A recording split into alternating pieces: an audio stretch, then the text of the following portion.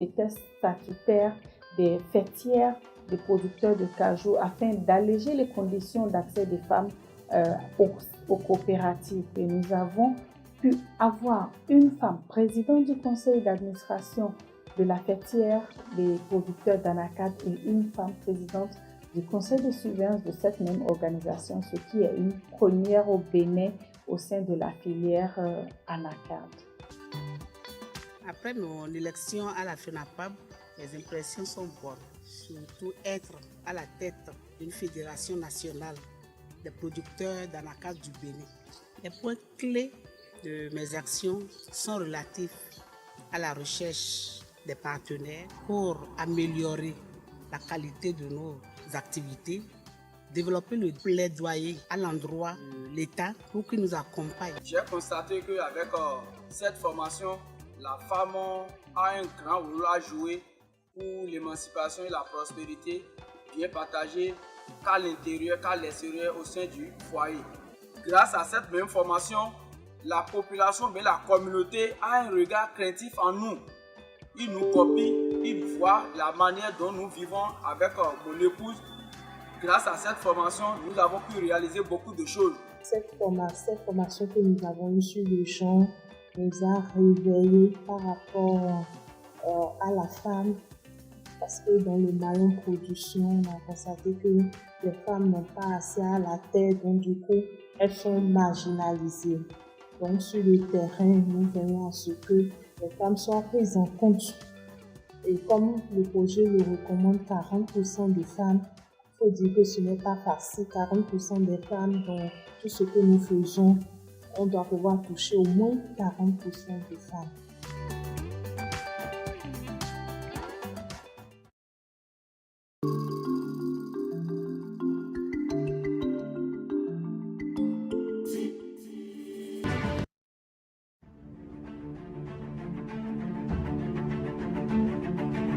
What do you care most when buying color sorters? What makes better sorting performance? What ensures high stability and reliability regardless of 1 unit or 10,000 units? Quality is all.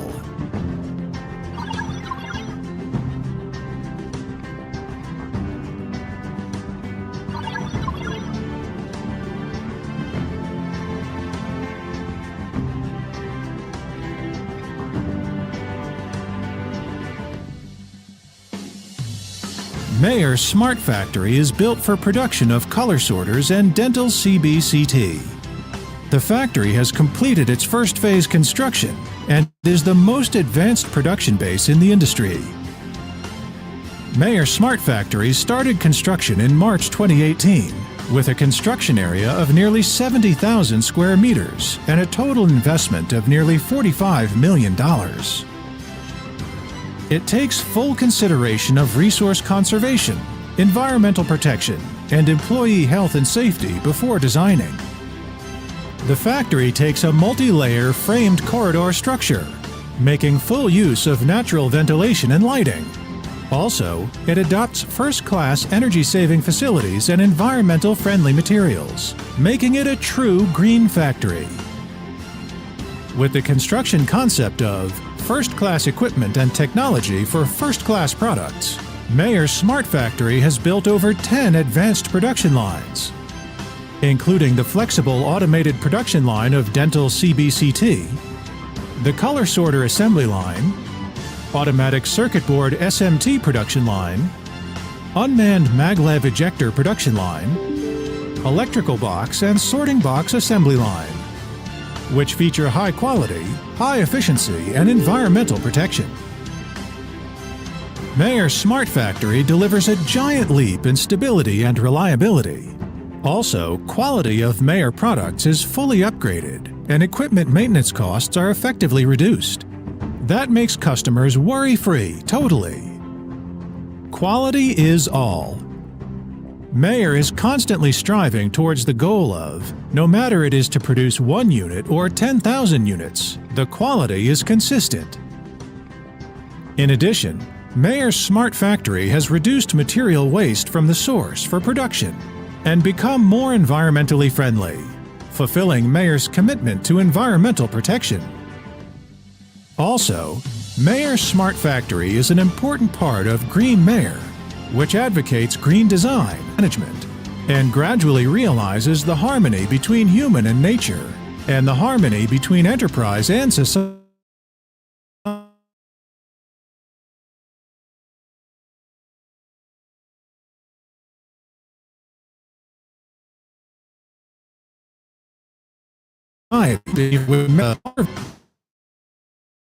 Another intelligent coating sheet metal production base covering an area of 15 acres and a total investment of $55 million is also under construction. All we do is for product quality. Quality is all.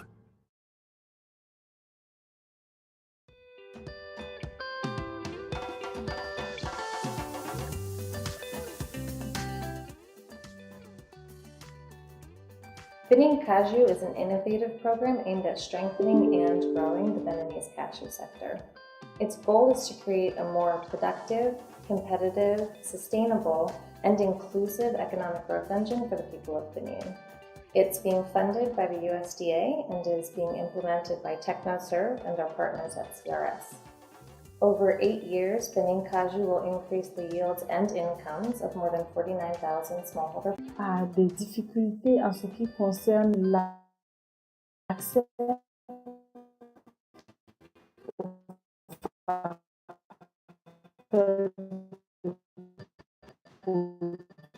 était d'environ 20,57%.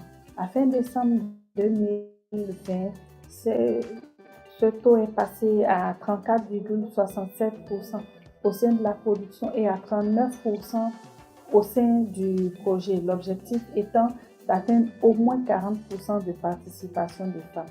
Pour atteindre ce résultat, nous avons mis en place un dispositif institutionnel avec tous les partenaires du projet pour intégrer le genre au sein de toutes les activités de ce projet. The African Cashew Alliance ACA presents to you the 16th ACA Annual Cashew Conference and Expo. This year's edition will be held from the 12th to the 15th of September 2022 at the Sheraton Abuja Hotel, Abuja, Nigeria. Theme: Strengthening Sustainable Kernel and Byproduct Marketing in the African Cashew Industry. Join cashew industry players and development partners across the globe, physically or virtually, for insightful plenaries, presentations, and panel discussions across the globe. Visit www.acaliveevents.com to register.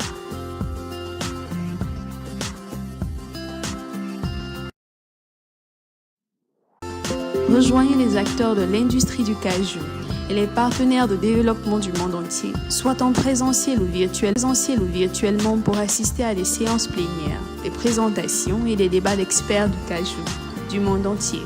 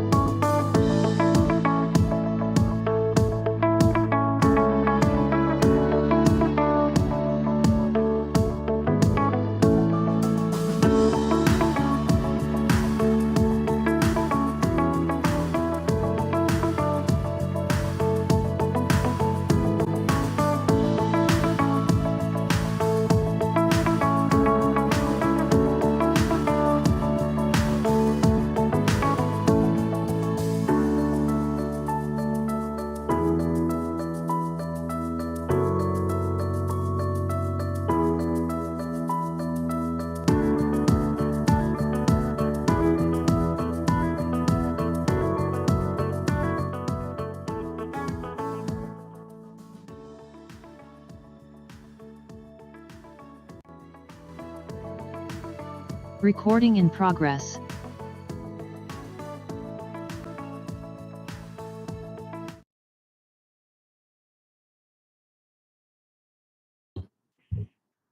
Good morning, everyone, and welcome to another session of the ACA Global Markets Encounter with Jim Fitzpatrick.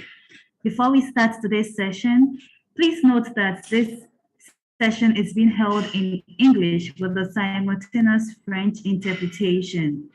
To access this service, look out for a globe icon on your screen, click on it, select your preferred language, and mute the original sound. Today, we are looking at cashew development, the interveners coming from Ghana and Mozambique. But before I hand over to Jim, I'd like to acknowledge our partners who continually make it possible for us to bring this session to you. And I'm talking about GIZ Move, CNFA Pro Cashew, Mayor, SNI, Intersnack, just to mention a few. Jim, I see you already set. You may continue with today's session. Thank you. Good morning, Blessing. Good morning, everyone. You're very welcome. This is our 37th session, and it has the usual kind of format. We're going to start off and talk about the markets, and then we're going to move on to our specialist subject for the day, if you like, and that's about cashew policy. And in particular, we'll ask the question, is cashew policy supporting the sector? To do that, I'm joined by two guests that I'm very happy to welcome today. Lucia Antonio from the Institute of Cashew Nuts of Mozambique, and Forster Boateng of the Tree Nuts and Crops Development Authority of Ghana. So they're going to talk to us a little bit later on, and we'll dig in at that stage a little bit more into policy in the sector globally, but with the real focus on Africa, of course. So let's have a quick look then at our market indicators this week. Starting as usual with the farm gate, which is kind of receding at this time of year. We're into July now, of course. Crops are coming to an end. Guinea-Bissau is probably the last of the major suppliers to export. I think there's still quite a bit of material left to be collected, and certainly quite a bit of material still left to be shipped. The usual difficulties of infrastructure. And we're going to talk a little bit about infrastructure later on too. If we look in the international raw cashew nuts market, prices have eased a little, but so has quality, and the price drop tends to reflect the quality. The market might be a little bit softer, just on relatively quiet trading. We've seen a lot of imports into India in recent weeks. Indian import figures look pretty healthy for the time of year, and those new arrivals are now in the market ahead of the major festival season usage, which is coming up. Looking at the kernels market, we've seen in the last couple of weeks quite a sharp dip in FOB prices for 320s, mostly for nearby positions, mostly for processors who are possibly in a little bit of difficulty with their cash flow, need to move some product, people who don't usually have the ability to sell forward. There is a slightly different market than if you look at forward. There are more inquiries now for forward positions. Although July is always a pretty quiet time of the year, we might have to wait actually until middle of August before we see the kernels market kick into some life. In Europe, of course, the euro and the strength of the dollar, let's say, against the euro is affecting buyers. Buyers who typically buy spot or prompt material find that particularly difficult. Although, as someone pointed out to me earlier this morning, well, they could buy in euro in West Africa, and that can work very well. If we look at a little bit downstream, we see market reports from India, actually news reports from India. I was reading in the Hindu newspaper, an Indian national newspaper this week, that cashew demand is very strong. A couple of very well-known cashew processors, a distributor, all telling us that demand is strong in India.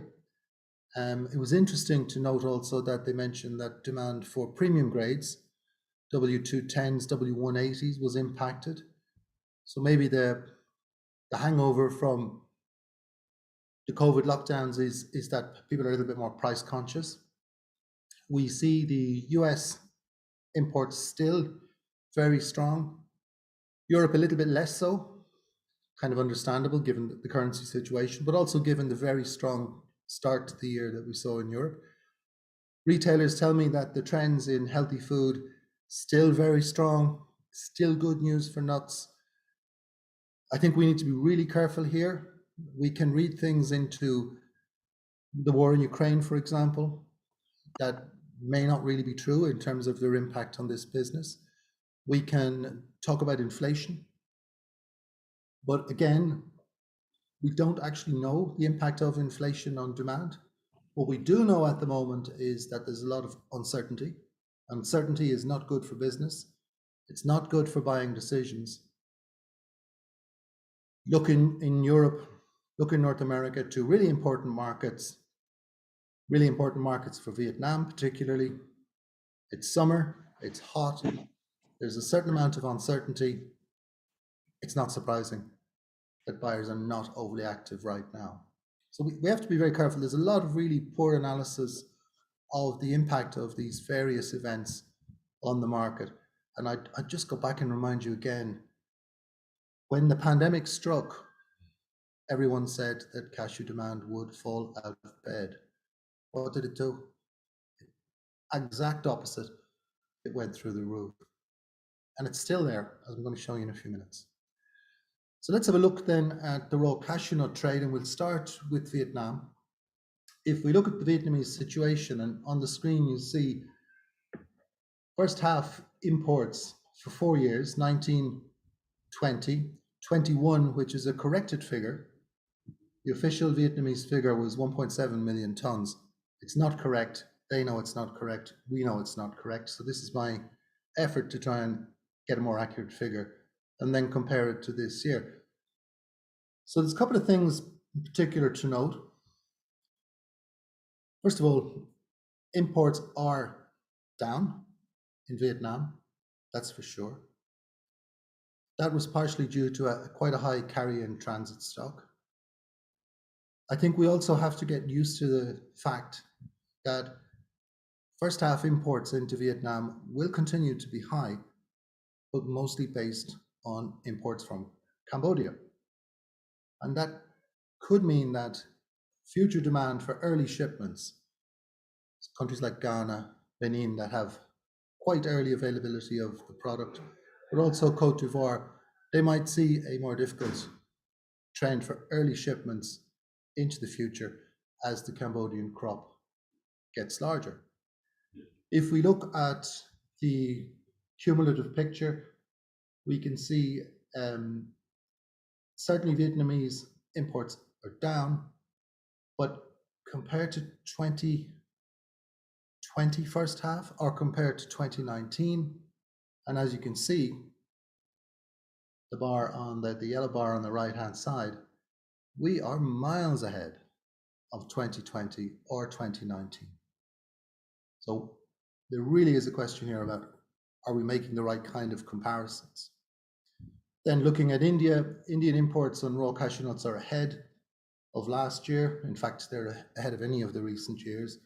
Looks to me as if we could be looking at possibly a record import in India. First half, we have figures to the end of May. Anecdotally, first half looks strong. Could have been in anticipation of strong demand, in which case they would have been right. It could also have been in anticipation of a weakening rupee, in which case they would have been white. So we're not quite sure of the exact factors, but it does appear that we're looking at a situation where Indian imports of RCN are quite healthy. And you can see that the cumulative figure to the end of May is ahead of any year going back to 2018.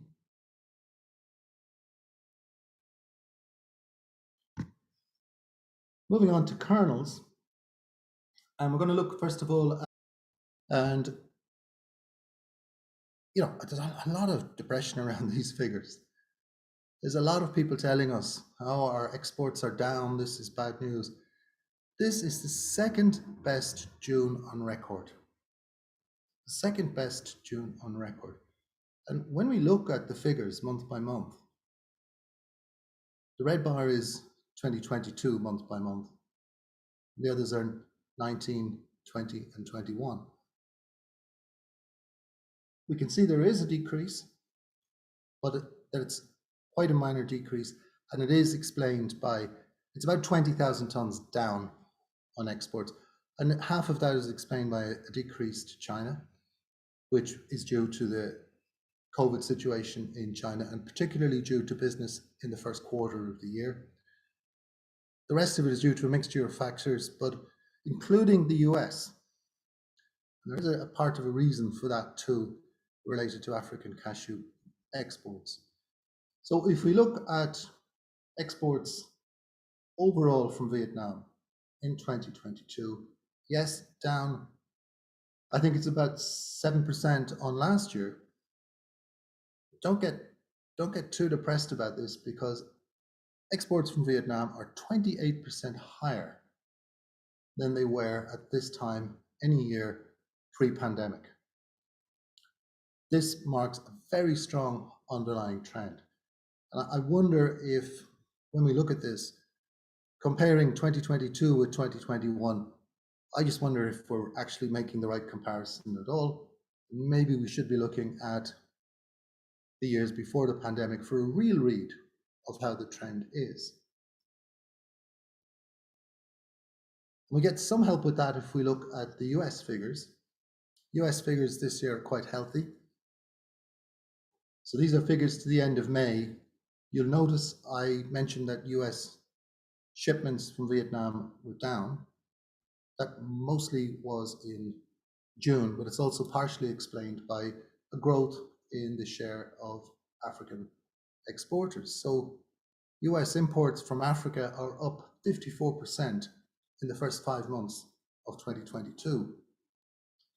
Before we get too excited with a number like plus 54%, that brings the market share up from 4% to 6%. Good progress, but still we should bear in mind it's a pretty small market share for the continent that produces about 60% of the world's cashews. So still a lot of work to be done. Generally, pretty healthy numbers from the US, especially healthy if you're an African cashew processor. Looking at the EU, so we have rather special circumstances in the EU right now. We have a situation where we have inflation, quite a lot of uncertainty post-Brexit, and a war in Eastern Europe. So I thought I'd look at cost. We did a little comparison on cost. And what we looked at was, we looked at the cost in euros for a spot or a prompt shipment of 320s from Vietnam on the 13th of July 2019, 2021, and 2022, taking into account the differences in freight. And actually, when you look at it, you do find an increase in cost, but it's about an 8% increase in cost. Now that's a lot, because margins for a lot of roasters and packers in Europe, in everywhere, but especially in Europe, are very tight. And secondly, just a qualifier, these are spot positions, spot foreign exchange. Most buyers, they don't buy spot. Most European buyers tend to buy forward. Certainly the larger ones do. So the three dynamics are in play. Much stronger dollar against the euro, number one, partially offset by a lower kernel's price, especially from Vietnam. Initially impacted by much higher freight rates in 2021. So in 2021, we had higher freight rates, lower kernel's costs. Now, why does higher freight rates make such an impact if kernel's prices are lower? Well, the fact is that when people buy forward, they mostly buy FOB. So they don't get the benefit of the lower kernels price on their forward contracts, but they do get the impact of the higher freight rates. So when freight rates for a 20-foot container went to $10,000, that still had to be paid, and the buyer wasn't getting a discount to compensate, naturally and rightly so. So this snapshot is just about a moment in time, a day in the year, compared over 3 years, and we do see higher costs. The lesson from this is not about whether people are impacted on their bottom line. The lesson is that based on these changes in price, there's not likely to be any fundamental negative impact on demand. Cashews as a raw material have many times been much higher cost than they are today. Rarely have they been cheaper. They have been cheaper, but rarely. I don't see any big impact on demand coming for the current factors. Let's have a look at the actual imports and what we see when we look at imports. So let's just compare. So we've got imports on the left-hand side in the bars, and you can see a very positive upward trend. And on the right-hand side, you've got prices of 320s FOB over the same period, 2015 through to 2021. Generally a positive trend, but it's got one interruption in it, 2018. So we can see that the very high prices, and that's $5.25 was the high of 320s. There probably wasn't much traded at that price, but that was the high mentioned price in the market. When we look at that, we see that prices have been much higher than they were today, number one. But we also see that the high prices and the volatility impacted an otherwise very steady upward trend, and imports were down a little in 2018. Mind you, shortly afterwards, they returned to a very, very positive trend. And I think that will be maintained. So the impact of higher costs may be seen this year in a small way, but probably next year in a much greater way. And what we may be seeing now is, to a certain extent, the impact of uncertainty. It seems to me that the higher costs don't impact demand as much as we might think they do. Certainly, demand doesn't work in the same short-term price cycles as we can observe prices over the last, I suppose, over the last 14 months or so. But look out for a sting in the tail in this European market. We have the Football World Cup in November for the first time ever. That can be a period of additional demand. November and December, for which people would be buying latest in end of August, September. There might be something to that. So keep a close eye on European demand. Also keep a close eye. I see some analysts predicting the euro to strengthen again from September and inflation to slow down. But of course, as always, there are as many opinions as there are people on these factors. So overall then, the outlook, as I'm seeing it right now, is continued relatively steady RCN prices. Kernels prices probably staying quiet. If there are dips, as we've seen recently in price, buyers will be in there to pick them up, especially beneficial for American buyers. If we look at the overall picture in the kernels market, thinking in 12 months rather than in 1 or 2 months, there is a potential for a rebound. Look for positive news on the euro, particularly on interest rates, which will impact the currency. But also, we're probably going to see, they're telling us, new waves of COVID-19 in Europe. It's already well up on where it was. It's not the disease, and it doesn't have the impact that it had in 2020 or 21, but it still has an impact. Keep an eye on those. Also, I think probably, as we talked about, we did a lot of talking about Vietnam in the last 2 events. And I think we can more than likely assume that there will be reduced processing, which obviously reduces supply.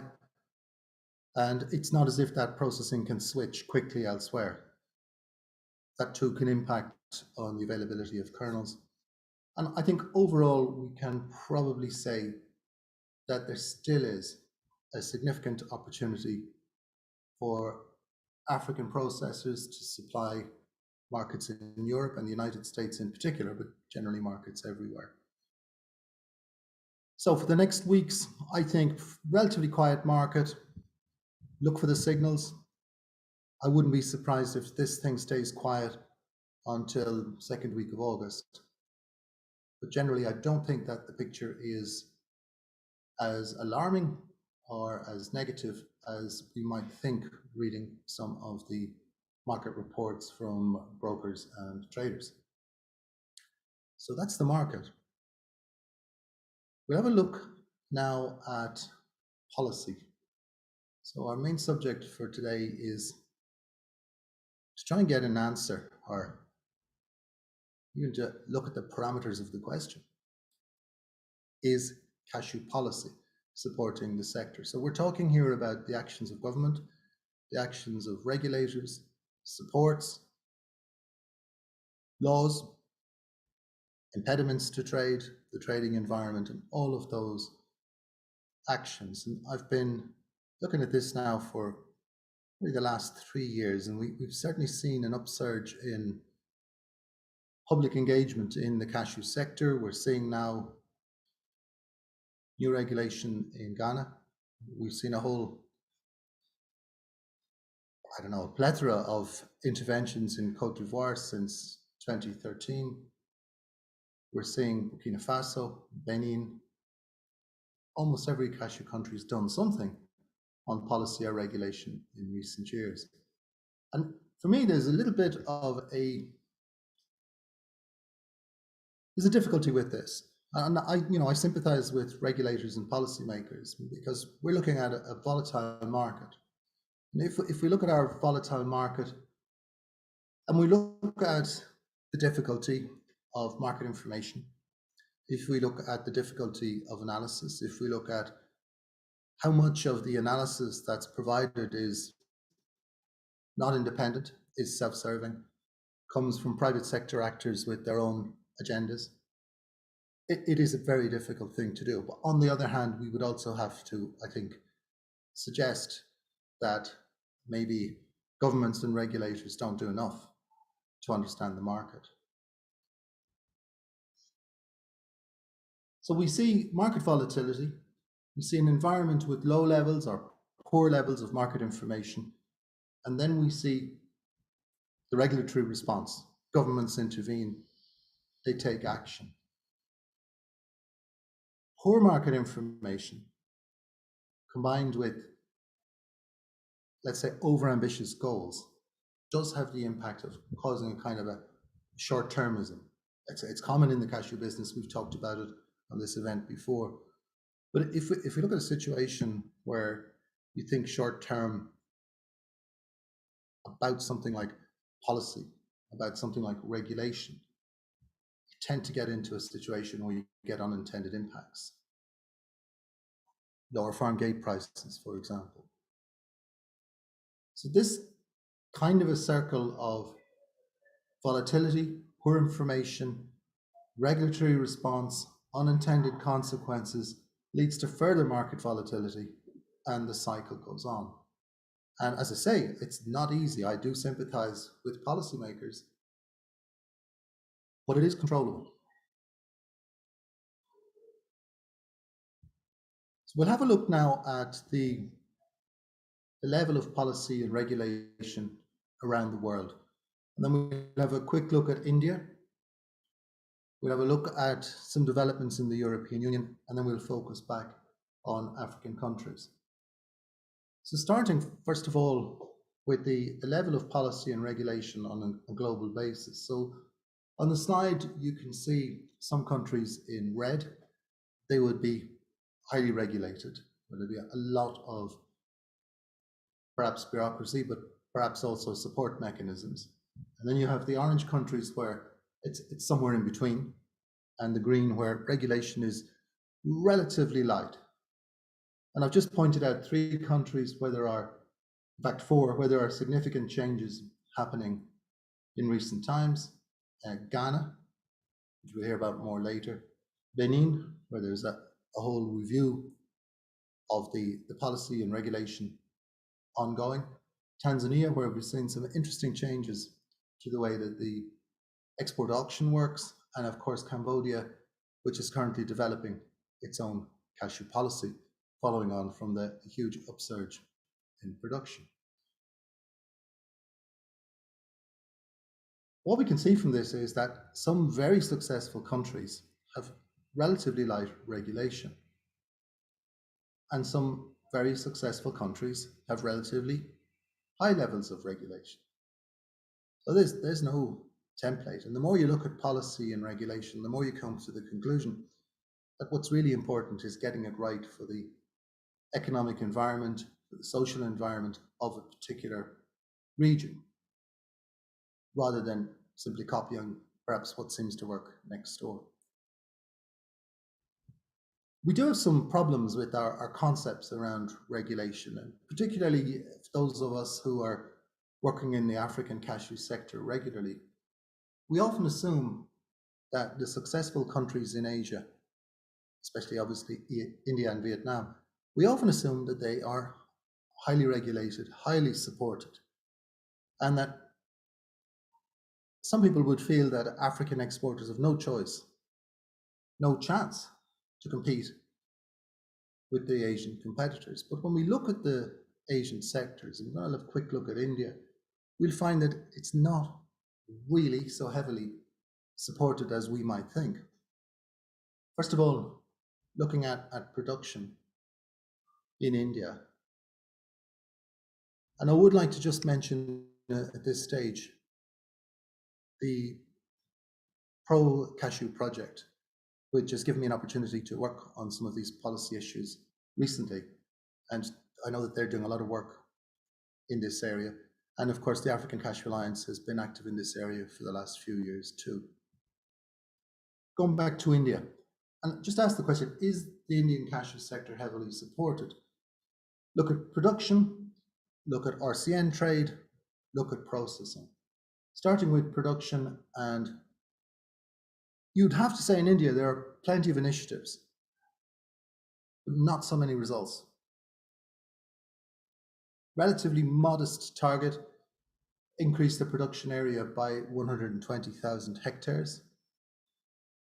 That would be something like 105,000 tons addition if it were at current average yields. There is work to develop high yielding variety, good work in that area. But so far, it doesn't appear that Indian production is on a fast upward trend.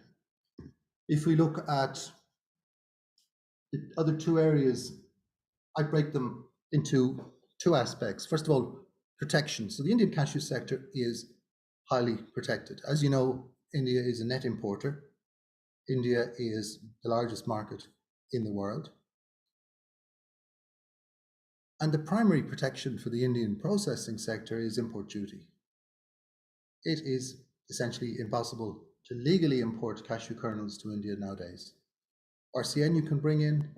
The RCN trade is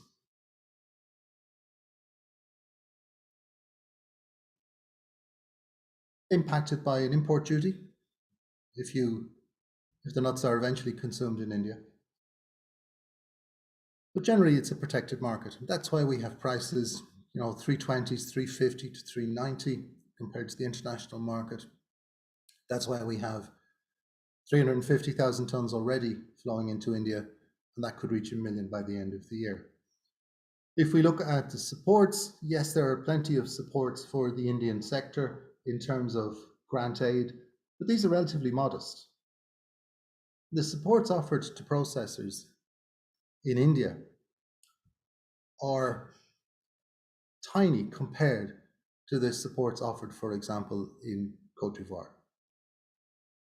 So when we look at India, it's not particularly highly supported, but it is protected. And what's it protected from? it's protected from what would be a massive flow of Vietnamese cashew kernels into India if those import tariffs were removed. And that protects somewhere between 500,000 and 1 million jobs in the Indian cashew processing sector. Are these areas that stop African processors competing elsewhere? Not at all. India's exports have been falling for many years, and it looks like we've reached a level from which it will not recover back to its market share. You could say a lot of the same things about Vietnam. It's not a domestic market, but supports for the sector in Vietnam are relatively modest, and so they should be. It's a well-established sector. Thinking that African processors cannot compete with India or Vietnam because of government policy or supports in those countries is no longer accurate. There's absolutely no reason related to policy in India or Vietnam that African processors should think they don't have a chance to compete.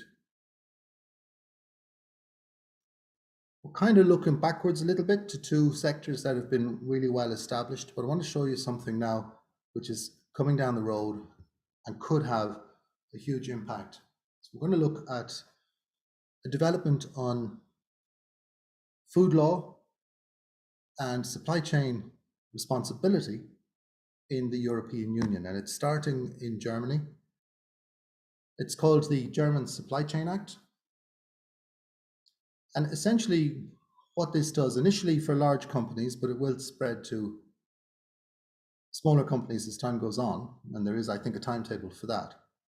The German Supply Chain Act, what it tries to do is to make buyers, including retailers, accountable for what happens in their supply chain, primarily focused on human rights. So we're talking there about labor practice, how growers are treated, how suppliers are treated in the chain, and sustainability, environmental sustainability.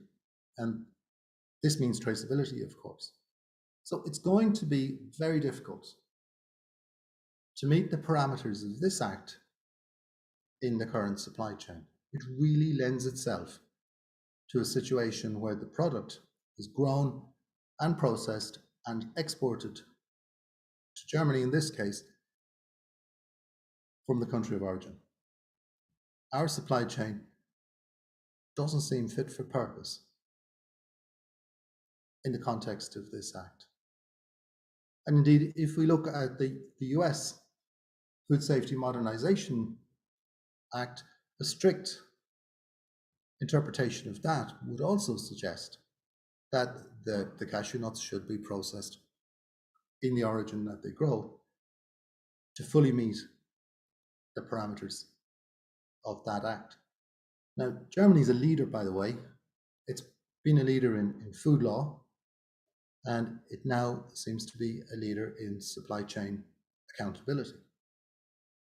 The European Union is quite likely to introduce a similar act sometime in the next 3 to 5 years. And it's more than likely to be more stringent than the German Supply Chain Act. So this is a really good opportunity for African processors, because as things stand, for most of the production in the world, it's only African processors that can meet the requirements in a strict interpretation. Now, we're going to have to see how that develops, but that's the way it looks right now. We need to be aware of this. We need to be looking at what it means for the cashew sector, and we need to be looking at the opportunity. So we've had a look at India. I've mentioned Vietnam briefly. We've had a look at this. This is a train coming down the tracks at us, this German Supply Chain Act. It can have a huge impact on all businesses, but particularly on the cashew business, where about 2 million tons of RCN is shipped for processing in Asia from Africa every year. So let's focus to Africa, back to policy in Africa. We'll have a look at some of the the types of policy and some of the types of supports that are offered. Again, you can see the traffic light system. Green is low regulation, red is high regulation, and the orange color is somewhere in between. And we see the typical interventions. So just about everywhere has an export tax or an export levy on raw cashew nuts, used for different purposes in different places. But just about everyone has them. They tend to be much higher in East Africa. Mozambique and Tanzania both have very high export taxes, and a little bit lower in West Africa. We see, staying with RCN, we see different ways of trying to manage the chain. Most of these evolved in East Africa, where it is really difficult to compete historically for processors to compete. Although we should remind ourselves, don't forget, East Africa was the leading producer and processor of cashew nuts if we go back to the 1970s. But when we look at how the RCN chain is managed, we see, I suppose, three things. We see the export ban, complete ban on exports of raw cashew nuts, which is in Kenya, a small producer, is possibly on the way in Benin, has been announced in Benin for 2024. And we see other versions of that. So a short-term ban, or what they call an export window. So for example, a couple of months, usually early in the season, when the export of RCN is banned, so processors can buy.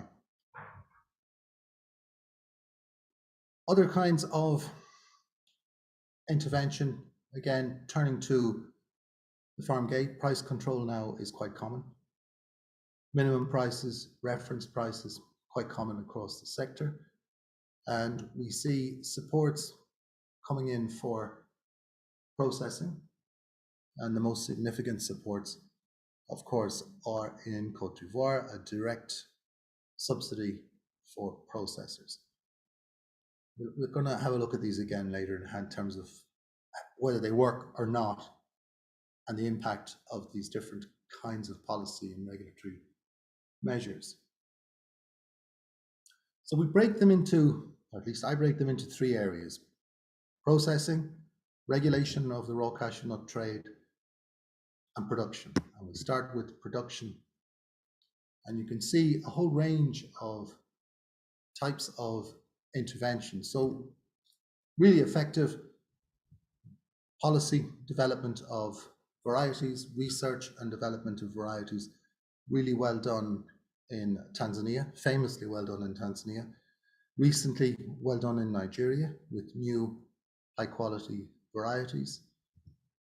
We see minimum farm gate pricing, either as a legal minimum or as a guide price or as a reference price, and we see that across the sector.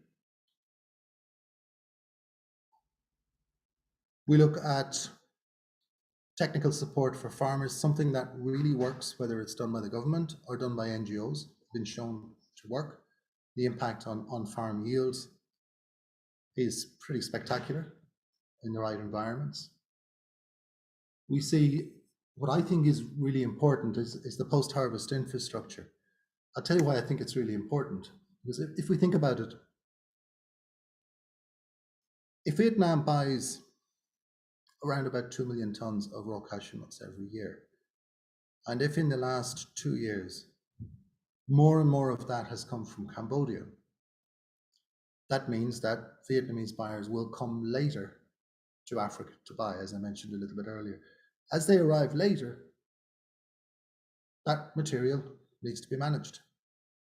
That's where a post-harvest infrastructure, proper drying, proper storage, really comes into play. Otherwise, the product will lose quality. Some of the product itself will be lost, and there will be serious problems for farmers. So post-harvest infrastructure, in a situation where some of the urgency, at least for Vietnamese buyers, has gone out of the RCN market, means that either we return to the bad old days. 15 years ago, farm gate price is $200 a ton. or we improve the infrastructure so that there are places to store nuts, traders to buy them, mechanisms to make sure that those nuts are well managed. Other aspects of processing, farmer information. We see farmer market information improved everywhere, and we see every variety and every type of market information available. Delivery is a real issue. Understanding is a real issue. Information without helpful clues on what that information means. Information which treats farmers as if they're stupid, which they definitely are not. They know what they're doing, but they need good information and they need to know what that information means. And we've seen a couple of famous examples. These text messages going around saying buy, sell, hold. This is really not helpful. Export quality regulation. We see that Côte d'Ivoire is the best example of that. Now, if we look at the effectiveness of all of these kinds of interventions, I've just kind of coded this up so it's blue, and the darker blue would tend to tell us which is more effective. And as we go into the orange color, it shows what I would suggest is less effective. So I think that technical support for farmers is highly effective. I think that linking farmers to processors is highly effective. But I think that minimum farm gate prices and reference pricing, whereas it's a good idea, hasn't worked very well for a lot of reasons. Some political, others market analysis, market information reasons where prices have been hit at the wrong levels. If you set a minimum price and the market can't manage that minimum price, you either need to have a renegotiation system, you need to have a system where you can amend the market price according to the market conditions, or you need to get it right in the first place. Tough one for regulators. The difficulty is often setting it too high, because then it's completely unenforceable. But there's also difficulty, obviously, if you set it too low, because you tend to set the agenda for the season. Eventually it finds its level. But I think this is really challenging. And so I feel that the real areas of ineffective policy with regard to production are around the management of minimum pricing, export quality regulation, and market information. The other areas are effective. That, by the way, that doesn't mean they've been implemented well. We're talking here about whether the policy can be effective or not. Implementation is a whole different matter. A good policy, poorly implemented, doesn't have the right impact. So when we look at production, we see a wide range of measures. We see most of them can be quite effective. Not all of them particularly well implemented, but some of them, and we can look at improvements in yield, improvements in quality as really outstanding examples of success in this area. Really, I think there are examples in every country, but outstanding in the last couple of years has been Côte d'Ivoire and Nigeria for at least part of its export of raw cashew nuts. Moving on to the RCN trade, just keeping an eye on the time. If we look at the raw cashew nut trade, we see different ways of regulating it. Export windows exists in Mozambique. It probably looks as if it may be introduced elsewhere. We have post-harvest improvement. This improves the quality of the RCN, has a big impact on the trade, and we've seen this very effectively done in Tanzania and in Côte d'Ivoire. We see export duties just about everywhere. I won't go into that one too much. Then we see something that's really complex: warehouse receipt systems, auctions, holding systems. I've seen in the last couple of years, I've seen so many different versions of this. Famously, Tanzania introduced the warehouse receipt system and the export auction back in 2008. I mentioned Ethiopia because there's an example there. It's not cashews, but it's a very good example of, in fact, unfortunately, the damage that can be done in such a system. And the last one I wanted to mention is the building of links between growers and exporters. And this is really, really important to my mind. So when we look at them, export windows, they can work and have worked, but there is an issue there. If, for example, I think Mozambique is a good example. If one of your competitive advantages is that it happens at a time when most people don't have a fresh crop, October, November, December, for example, actually the export window removes part of your competitive advantage. So unless you're processing, 80, 90% of your crop, you are actually going to lose some value by having a ban on export of RCN. And whether or not that is a good trade-off against the benefit to processors, it's very difficult to know.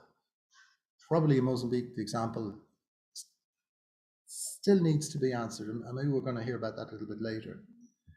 Post-harvest infrastructure.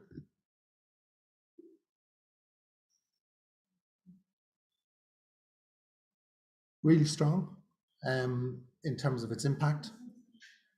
I think whatever we do in this area, it should be linked to the market and linked to the farm gate prices. Because the big question about export taxes, for example, is who actually pays them? And what we have seen in the past, when export taxes were introduced in some countries, not just in cashews, but in other products too, is that farm gate prices have fallen. So we need to be really careful when we look at what we do on export taxation. Because if one individual country introduces a higher export tax, it may be that the farmers in that country get a lower price because the market functions internationally. Multiple origins, multiple continents, multiple qualities. So introducing an export tax can have an impact on the farm gate price. And I think that's been evident in East Africa. And we come to the most, probably, certainly from my point of view, the most controversial and the most difficult one is this whole area of warehouse receipt systems and auctions. What we have seen, the evidence in areas where this has been established, is that it's been very bad for processing. It's had a really negative impact on processors who are perhaps forced to source in a certain way through an auction. And even in Tanzania, this is now recognized, and they're changing the system so processors can deal directly with co-ops, smaller co-ops, and with farmer groups. Finally, the linkage between exporters and farmers works. There's no doubt about it. So we have a number of areas in the RCN trade, which is probably the most highly regulated aspect of the sector. We have areas where there are examples of outstanding success, areas of big question marks. I would say export windows, the level of export taxation, the imposition of marketing systems, warehouse receipt systems, export auctions. The impact of those really has to be considered carefully by regulators. So let's just have a look then in a global way at processing and see what's worked. And if we look in Asia and some parts of Africa, what really works is technical support, training, good market information, and access to financial services. These things worked in Vietnam, they worked in India, they are working in India. India, as we've mentioned, has this huge protection of the import duty on kernels. Also, tax breaks. So we don't see anywhere offering subsidies to processors except Cote d'Ivoire, but we do see most countries offering some kind of corporation or profits tax breaks on profits, should they make them, but also on the import tariffs on equipment. That's just about everywhere. If we look in African countries, I think we can look at three major support areas: the export window, the retention of a certain amount of the crop for processors, and direct subsidies. These are different things which aren't done in other countries. A lot of those technical things, worker training, technical support is done, but these are the things that work, to my mind. Good market information, technical support, including management support, and access to finance or access to financial services. And that too might actually mean simply access to training and knowledge on financial services as part of the policy of the government in the sector. Potential banana skins, I think the export windows, export bans absolutely are really dangerous. I mean, the evidence on export bans is that the first and immediate reaction is lower farm gate prices. The second reaction is smuggling. And the third reaction is reduced production. So export bans and their cousin export windows need to be really, really carefully considered. In terms of retention of a percentage of the crop for local processing, well, the jury is still out on that one. We don't know. Direct subsidies have absolutely worked to get processing going, but there's a question around direct subsidies. What kind of processors does subsidizing them create? Do they become successful in the long term? What happens when the subsidy is withdrawn? What kind of investor does a direct subsidy attract? What do they use the subsidy for? Does it benefit the growers? Does it stimulate production? So a lot of questions to be asked about that, and fortunately we're going to get a pretty good idea of how they work in Côte d'Ivoire over the next 2 years. But one thing's for sure, they have accelerated the development of processing, or at least the building of processing plants in the country in recent years. So other aspects of trade policy that need to be carefully looked at: management of cross-border trade. So looking on this, on the right-hand side, you can see a crude map of West Africa. The black arrows are legal trade, bringing cashew nuts to port for export. The red arrows are mostly illegal or smuggling. So you can see export from Guinea-Bissau, export from Côte d'Ivoire by road, all of which is illegal, cross-border both ways, Benin, Nigeria, Benin, Togo, and so on. This kind of trade certainly reduces revenue, looking back at export taxes, but it also creates a big distortion. And if we look at the trade figures, we see that. So the bar chart, you can see on the left-hand side, the yellow bars are the official export figures from Guinea-Bissau, and the green bars are the official import figures, Vietnam and India combined. So we can compare the two figures, and we can see that in many years, the green bars exceed the yellow bars, which means that's roughly the volume of illegal trade. Of course, some of the trade, the origin changes as well as the location. Intriguingly, there are years where the official exports exceeded the official imports, and I've yet to come to a conclusion on how that can happen. But we certainly see that this is a big impact factor. Overall then, as we come to the end of this section, we ask the question, is the policy supporting the sector? And when we look at it, I just put this into a kind of map. And what we see is that in certain countries, the standouts would be Vietnam and Nigeria, Togo, the standout countries where the policy is effective.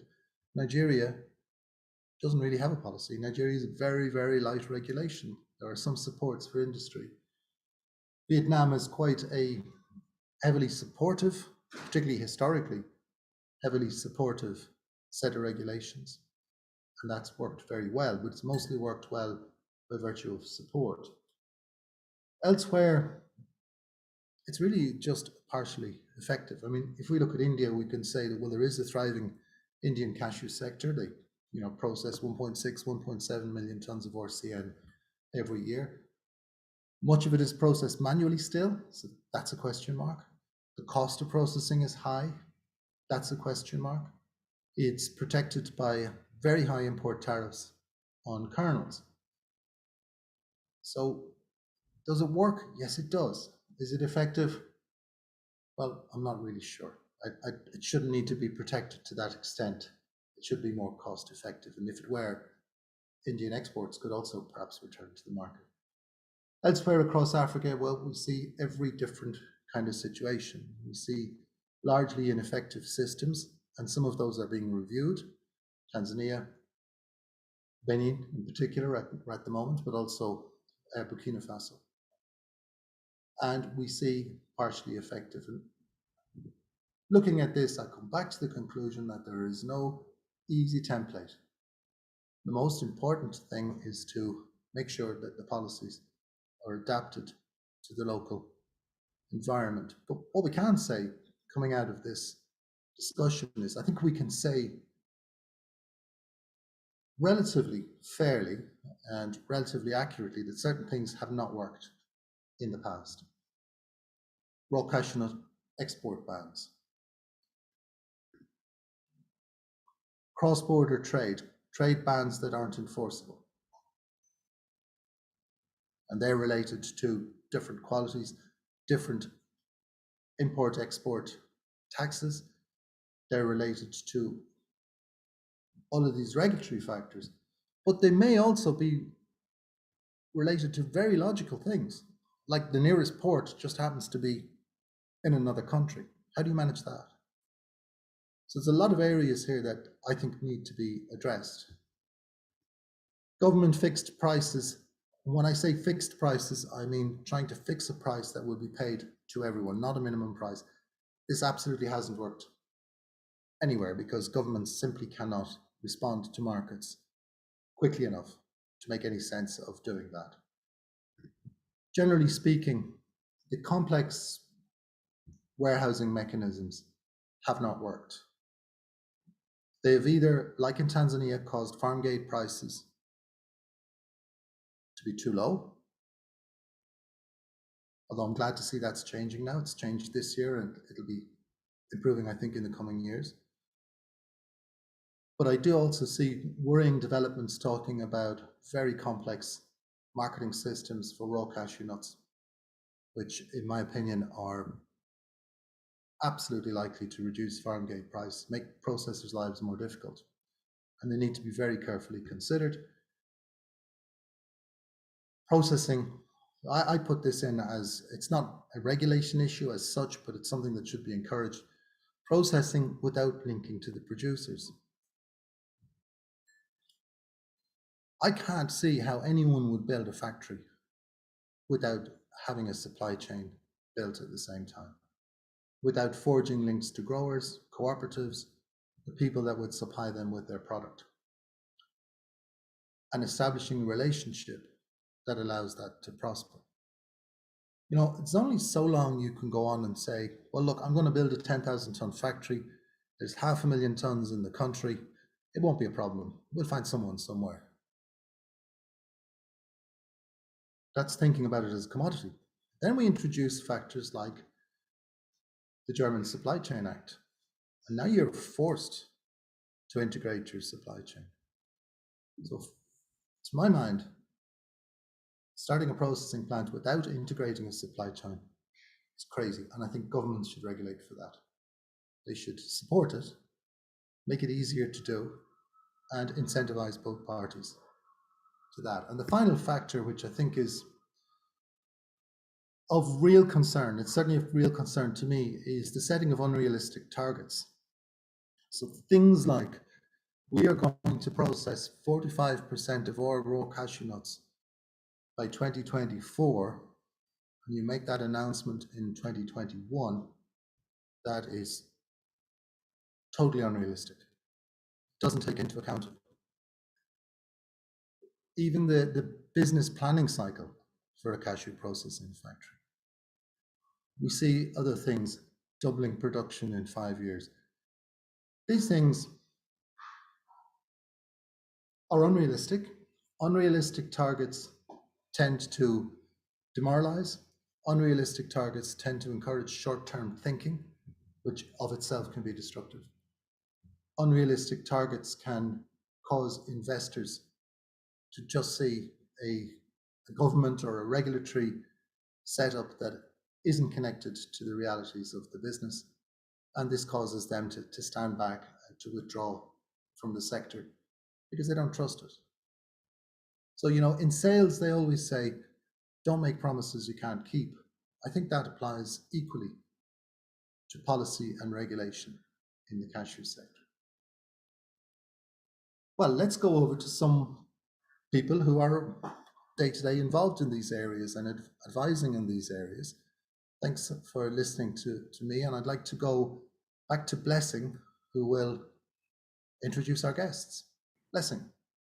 Thank you very much, Jim, for the presentation.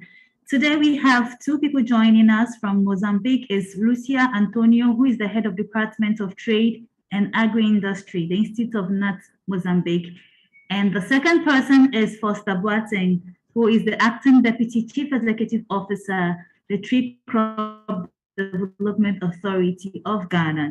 They are presently online. Jim, who would you want us to invite first? Who would you want us to interact with first? Well, the way I have it on the screen, Lucia Antonio first, perhaps, be a good idea.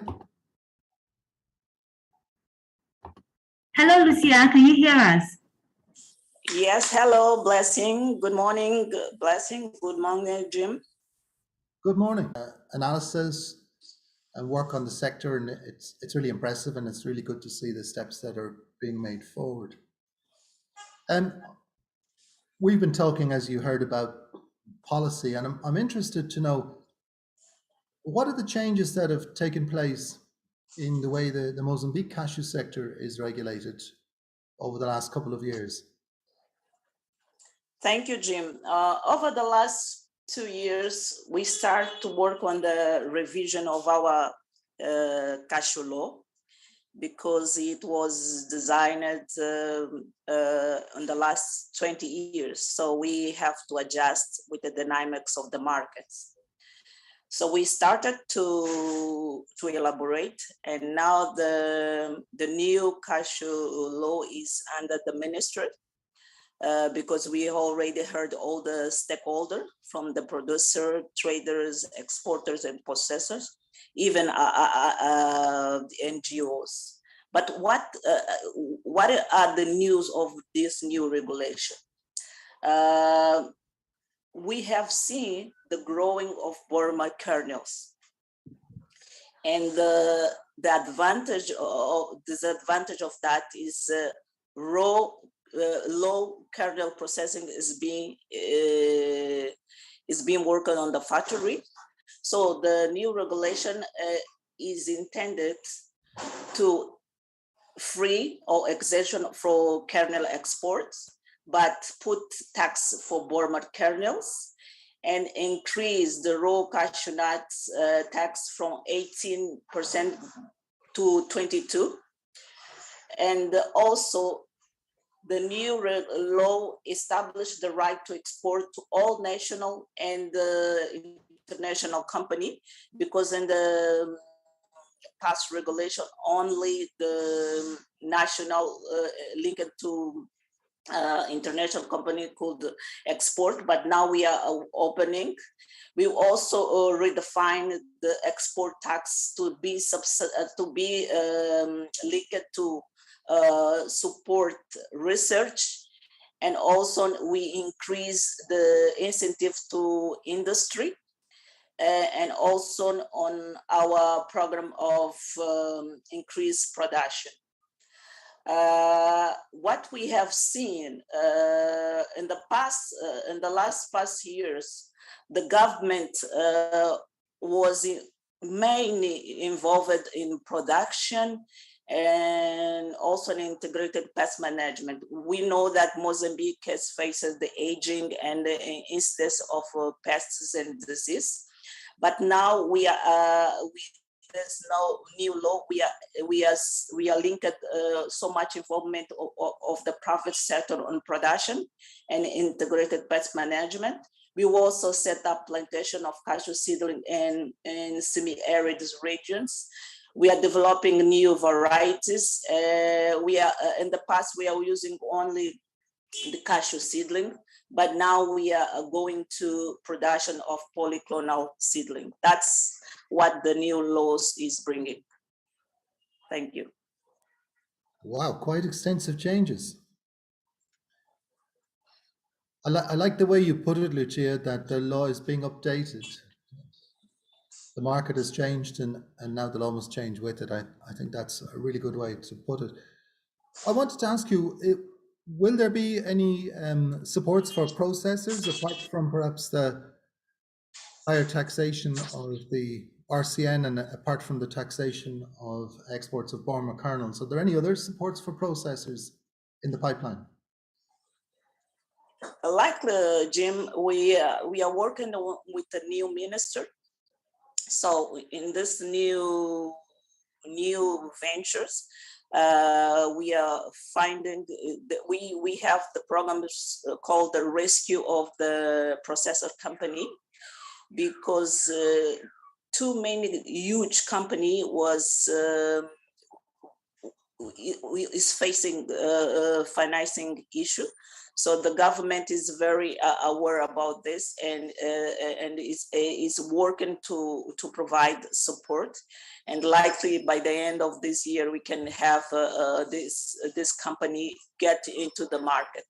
What we have seen, we also have issues, the long-term land use and benefits right for new investor on processing, the free import of machinery, equipment, and the goods, and also facilitation of the issues of entry visas and the residents to work in Mozambique. Most importantly is to assure that the new investor, they are provide knowledge transference to the local work and the local processor as well. That's interesting. It's sometimes forgotten that Mozambique, in terms of the percentage of the crop processed, Mozambique is the leading country in Africa. It was also one of the first countries to introduce support measures, regulatory measures into the sector. And because they've been in place for so long, sometimes that's forgotten, especially at this time of year and especially as West African production has grown. But it looks like you're set to reinvigorate the processing sector. Yes, Jim. We have faced a surprise when in 2019 or 2020, Olam announced that is going to leaving the country. So this was a very strategical for the Mozambique government to start to look at the local processor as well. Because when the multinational company has reached their goal, they can leave you without any excuses. So it's a very important now, the new dynamic and the new policy that is being setting. We are also not only attracting the new investor, but also invest in the local processor, because since the colonization, we have the tradition of processing. So we need to work in this small processor to reinvigorate it, and they can also start to export to international market. The knowledge is there. Very good. And when do you think these changes will come into effect? What's the likely timeline? Let's talk about maybe from this next 10 years, is a process, but we are very happy this year, last year, the past 2 years were very, very, very hard for the processing industry in Mozambique. But this year, the processor will bought already 46,000 metric ton in comparison. And last year they bought only 13, and we also see an increase of investors that already interact with the Mozambique government to set up companies in Mozambique. Well, we look forward to seeing a rejuvenated Mozambique processing sector. And it's nice to see that the thinking is long-term. And it's nice to see that the Mozambican government is not afraid to make changes when necessary. Lucia, if you would stay with us, we'll see if some questions are coming forward. But I'd like to move now to Foster Boateng of the Tree Crops Development Authority of Ghana, the acting Deputy Chief Officer. Thank you, Jim. And that was a very fantastic presentation. I think later on we'll follow up on some of the issues you raised. Very, very thought-provoking.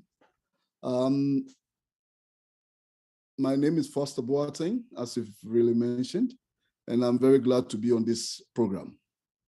Thank you. You're very welcome. We see Ghana has a long history in cashews, of course, and we have seen in the past small factories come and go from time to time. But there seems to be a renewed interest from the government in the development of the sector. Foster, tell us what's going on. What can we expect in Ghana from a regulation and policy perspective in the coming years? Thank you, Jim. I think you tee off very well by saying that Ghana has a huge potential, but again, we can't eat potential. Turn around, we have seen that we need to improve the cashew industry. And we are looking at 3 areas. First of all, we're looking at improving the enabling environment in terms of regulatory and policy, as you've mentioned. And then our second one, we are trying to improve research and development for competitive and sustainable production and marketing system. And we're also looking at a vibrant and efficient private sector involvement in the sector. Let me just come back to the policy. I think listening to you and looking at the various countries you presented, I would say when it comes to policy, we are nascent because we have just established what we call the Tree Crop Development Authority by Act of Parliament. The role of the authority is to regulate the industry and then also promote or develop the industry, because we know our industry is underdeveloped. Though a lot of work has been done by a number of NGOs and other institutions, but there's more to be done. In the last couple of years, this authority has been set up in 2019, was launched in 2020, and currently we are now getting the full complement of staff. However, we have been able to put together a regulation that is before Parliament to be approved. We've also been able to tee off our strategy, a 5-year strategy that will enable us achieve the 3 areas I mentioned: enabling regulatory environments, research and development for competitive and sustainable production and marketing system, and then also vibrant private sector. So basically, this is what we have done now in the last couple of years. Over. So Foster, when do you see, this is a very difficult question, I suppose, because I'm going to ask you about how long it's going to take. When do you see these factors as having a real impact in Ghana? Can we expect something from next season, or will it be later than that? Well, I think it could be very early in the day, but I would say that we have really, when it comes to areas to do with maybe production, I think our production levels are very low. And if you look at our cashew development policy document that crop services developed, we are trying to look at how we increase our area under cultivation for cashew from the 2017 base figure of 107,000 hectares we are projecting that by 2028, we should be hitting about 300,000 hectares. And I think steps are being taken to do that. One thing we are doing is how to get improved seeds and improved planting materials into the hands of smallholder farmers, materials that command high genetic advantage. So we can see a lot of interest in farmers who now want to expand their farms. One immediate thing that we have also done recently is looking at the pricing mechanism. Farm gate prices, together with the value chain actors and all the stakeholders, we managed to put in place a pricing mechanism that would enable us to at least determine a minimum farm gate price, and that has incentivized farmers. In fact, this year, more farmers came for planting materials, they want to expand. That's an immediate quick wins that I can say that this policy has brought. But when it comes to cashew products, value-added products, we don't set prices. We allow the market forces to determine the prices. It's a difficult one, isn't it? Setting farm gate prices or putting in place a mechanism to make sure you get it right. You know, a mechanism that's fair to the farmer, but workable in the market. It's a big challenge. It is, Jim. It is, Jim. We know we are set up for, nobody told us the tax would be easy, but with the help of the value chain actors and all the stakeholders, we all have agreed a certain pricing mechanism that is self-regulated. If prices in the world market drops, it also drops. The farmers have agreed. And then also not only the prices, at a certain required standard and quality as well. Yeah, I think that the linking of the price to quality is really can be a very constructive factor. We often see minimum farm gate prices that are, just a price without mentioning a quality. Whereas in Ghana in particular, you have some very high quality cashew nuts growing. And that has to be taken into account when establishing prices. That's correct. So we insist that farmers sell at a certain moisture level and a certain not 10 ratio. Otherwise, you are going to get the minimum price. So you are going to get a lower price than the minimum price set. So that is the premise on which this pricing mechanism was established. But as I said, when it comes to the other cashew products, we don't actually set the prices. Let the market forces determine. We are trying to incentivize farmers to really expand the production. It sounds very sensible. So if we look at, say, 300,000 hectares, the figure you mentioned, we could be looking at production then, what, 160, 180,000 tons? Well, I think currently we are doing close to about 140, 130,000 metric tons. And so we are trying to look at if we can move our production to maybe 250,000 to 300,000, because the yields are very low. If we can improve on the yield, probably we may not need to put more land under cultivation and maybe cost vertical expansion and production. Right. So improve productivity as well as some extension. Yes, sure. So that is why I said most of our focus and the support we are going to give in our strategy, we are looking at 4 focus areas: research and development, where we are trying to focus more on research and good varieties that can be handed over to farmers. There are lessons to be learned from Nigeria. I listened to your presentation. I've noted it. We need to learn from Nigeria how we can improve research and development, not only just scientific research as well as such, but also how does the market inform research so that we develop the kind of product that the market is looking for. Extension is key. We believe that it's not only planting materials, but we also look at soil, integrated soil fertility, integrated pests management, and then as well as extension support. But again, as we haven't been able to invest in irrigation, we can say that we pray to God for rain. Yeah, well, of course, yeah. I suppose I'm looking at this, all of this is being done in the framework of climate change, which should make, I guess, should make more land more suitable for cashew nuts than for some other crops. That is true.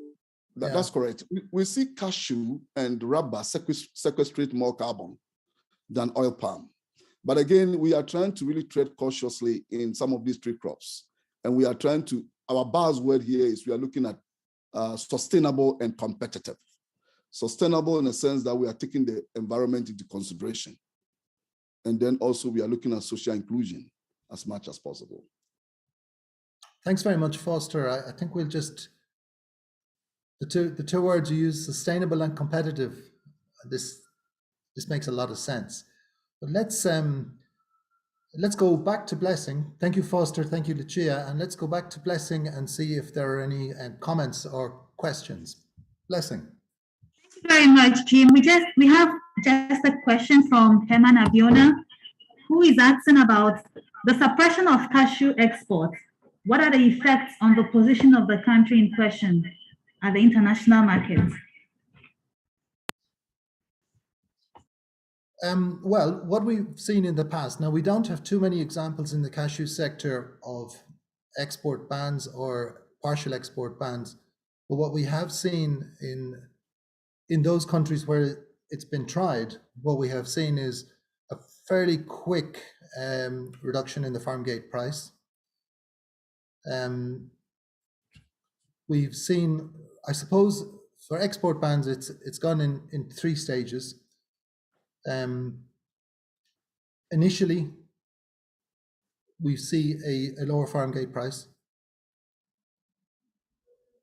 Then we see less maintenance of trees and a reduction in productivity, because generally speaking, in the countries that it's been tried in, there isn't a high enough level of processing to match the production. So when you ban the export, the price at the farm gate falls. The following season, farmers tended to reduce the care and the time and the money spent on their trees.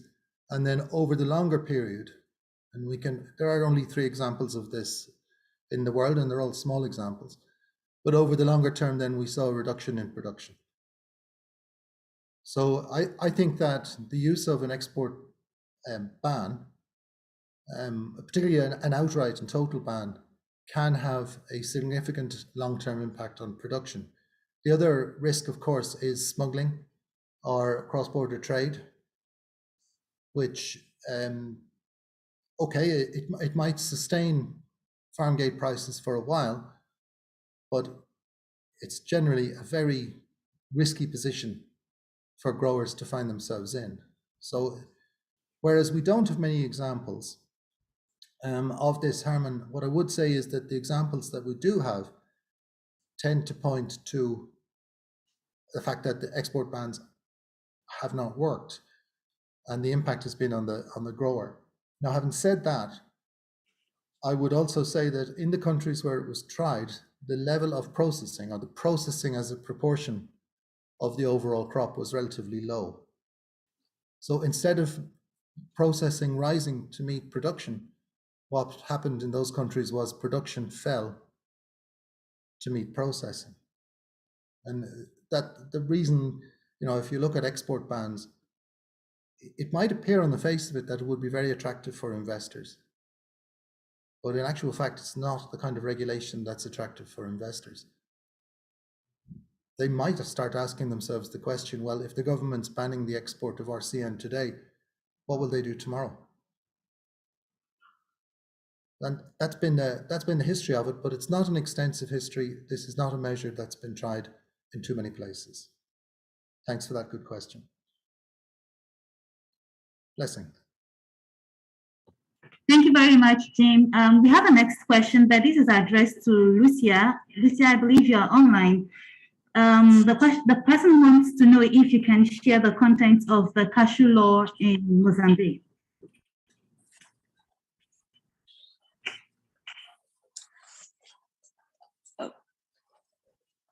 If I can share, can you come again, please? Yes. So the person wants to know if you can share the contents of the cashew law in Mozambique. Okay. I will be briefly because it's very long, but The Cashew Law was designed in 1999.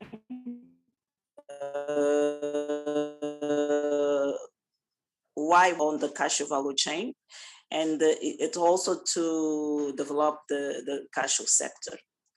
The Cashew Law established a window to export in order to protect the processor, and also draw the export tax. With this export, with the export tax defined, it was 18%, 180%. And now with the new Cashew Law, we want to increase for 22%. What we are doing with the tax export, the tax export revenue is invested of production and also to support industry. In Mozambique has a huge incidence of pest and disease. So it's necessary to have a complementary program to support these programs so that we have to leverage production and productivity. In the new Cashew Law, the money is not only going to production, but it's also going to invest on research, because it's very important with the climate change to develop new varieties, and also the terms of polyclonal seeds, it needs an investment. So basically, the Cashew Law intends to set up principle and guide the cashew regulation. I talked briefly that nowadays we are having the increase of former kernels, and with the new Cashew Law, there is also a tax to protect the kernel export, because there is an exemption of exporters of kernels. Regarding of banning export, Mozambique is not going for this trend, because we know that if we ban export now, we have low farm gate prices. We will demotivate the farmers, and also we will not have the reinvestment of this money and the development to development the sectors. And for more specific articles of the Cashew Law, I can share with the colleague from Benin. We have the emails and we can exchange for more details, so that we can have Fitzpatrick on the panel. Regularly review the export tax, if any, is being planned for this year. Thank you, Blessing.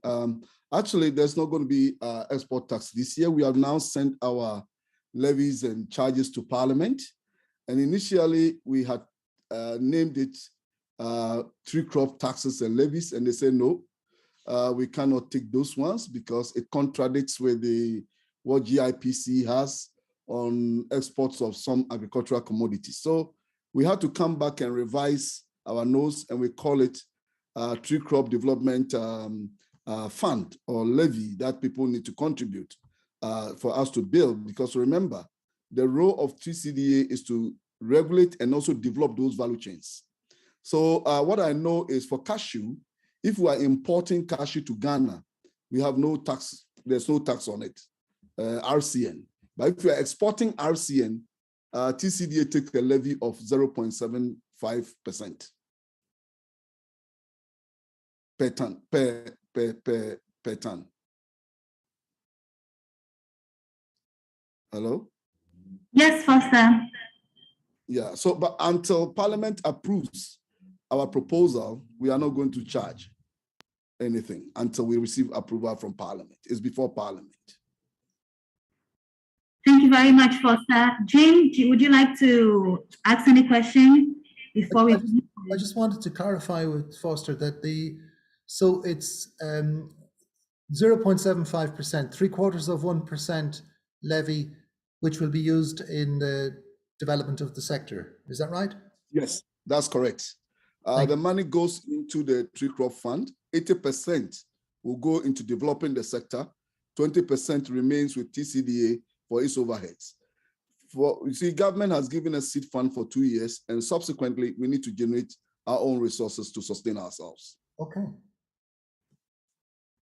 Thank you. Thank you for clarifying that. It's really interesting. Blessing. Thank you very much, Jim and Foster. Lucia, I hope you are still online with us. I have 2 more questions for you.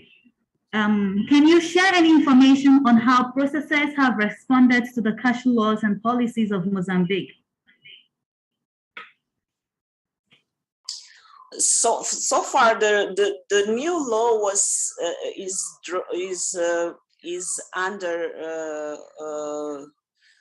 discussion of all stakeholders, and the most interesting are the processors who work with us and say now it's time to change the law, and all these new initiative or new principle in the new cashew law were already discussed and debated with all stakeholders. We have along the last year was focused on debating with all stakeholders, including processors. So they are very happy with this innovation. So now the law has to be going to the minister to be approved so that we can start to implement.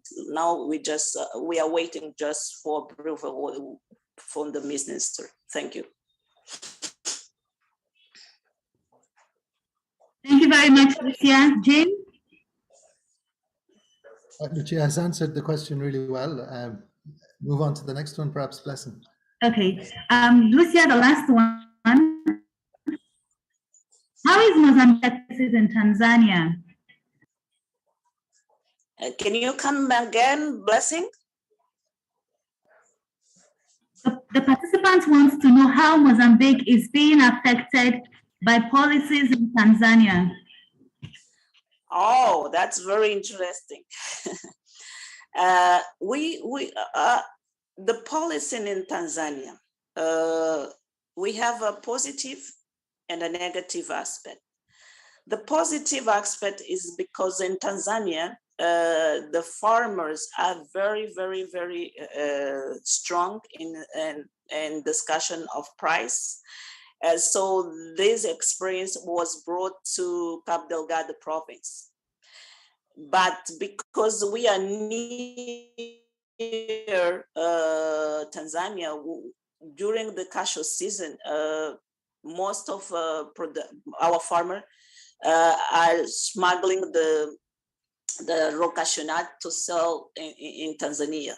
So this is something that is quite negative. So both countries need to sit down and work together to solve these issues. And we already know that we are faced with the terrorism attacks in Cabo Delgado. So farmers doesn't have a market, and the near market is Tanzania to sell the raw cashew nut. So we have negative and positive aspects between 2 countries. Thank you. Thank you very much, Lucia, for the submission. Ren, please, do you have any input?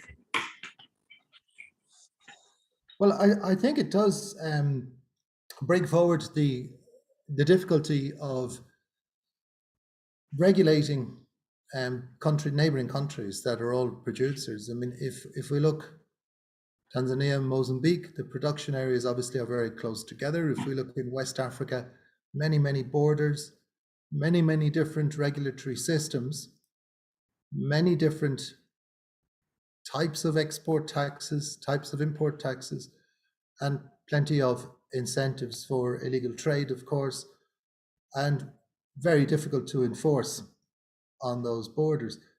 There is definitely a conversation that needs to be had about some kind of regional coordination in the development of policy But I'm not saying that's an easy conversation. Back to you, Blessing. Thank you very much, Jim.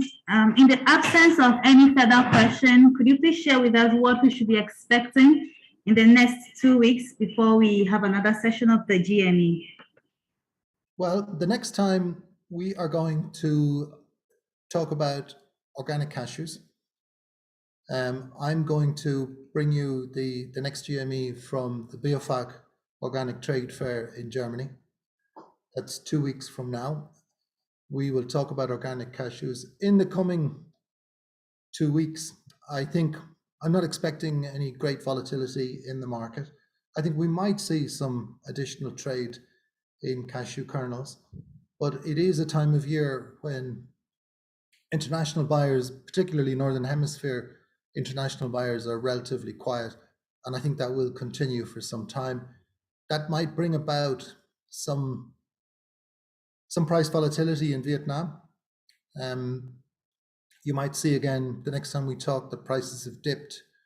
I think it'll be short term and it'll pick up again. I'm fairly convinced now that raw cashew nut prices will remain relatively steady for the time being. You may well see variation, but it's mostly going to be on in terms of the available quality. So we might see prices change, but always look for the quality that's offered. It's a time of year that we need to keep a close eye. I would say over the next 3-4 weeks, relatively quiet, and after that, I wouldn't be surprised to see some kind of real life return into the market. I would like to just thank our 2 guests today, Lucia Antonio of the Cashew Institute of Mozambique and Forster Boateng of the Tree Crop Development Authority in Ghana. Thank you both for really good communication, clear, concise explanations of the position on policy and regulation in 2 countries. Very interesting, and thank you for your clear answers to the questions. I'd also say thanks very much to all our participants for their questions, very interesting questions today. And I'm looking forward to seeing you and talking to you from BioFach in 2 weeks. Thank you very much indeed. Thank you very much, Jim. Thank you very much, Blessing. Jim. Thank you. Thank you very much, Jim. Lucia and Foster, thank you also for joining us today. As Jim has mentioned, the next GME will be on the 27th of July, same time.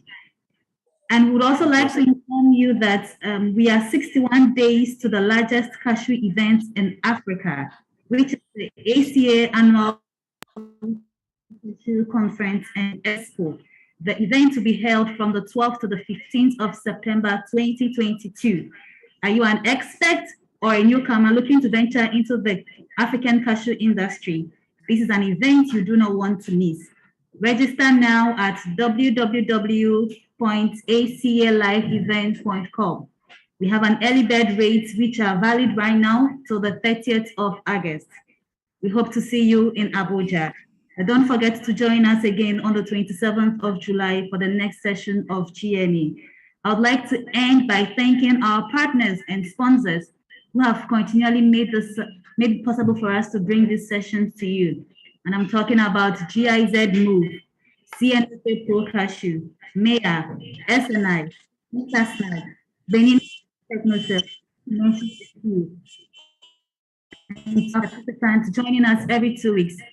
Thank you very much. And again on the 27th of July. Bye-bye. Bye-bye. Bye. Thank you. Thank you. Bye.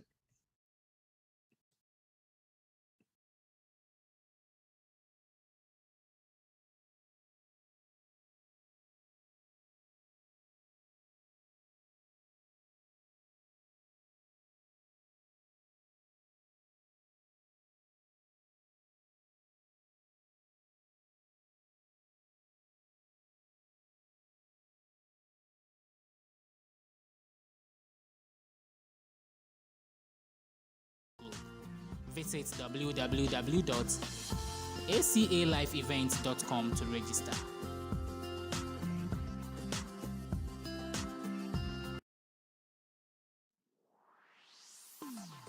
L'Alliance pour le cajou africain, ACA, vous présente la 16e conférence et exposition annuelle sur le cajou.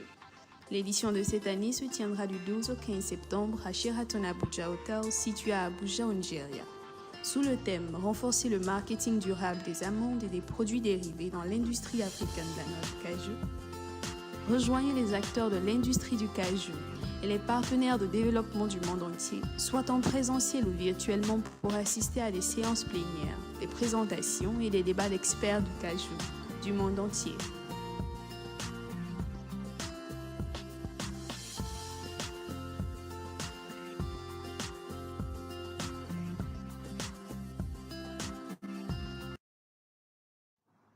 The African Cashew Alliance ACA presents to you the 16th ACA Annual Cashew Conference and Expo. This year's edition will be held from the 12th to the 15th of September 2022 at the Sheraton Abuja Hotel, Abuja, Nigeria. Theme: Strengthening Sustainable Kernel and Byproduct Marketing in the African Cashew Industry. Join cashew industry players and development partners across the globe, physically or virtually, for insightful plenaries, presentations, and panel discussions from cashew experts across the globe. Visit www.acaliveevents.com to register.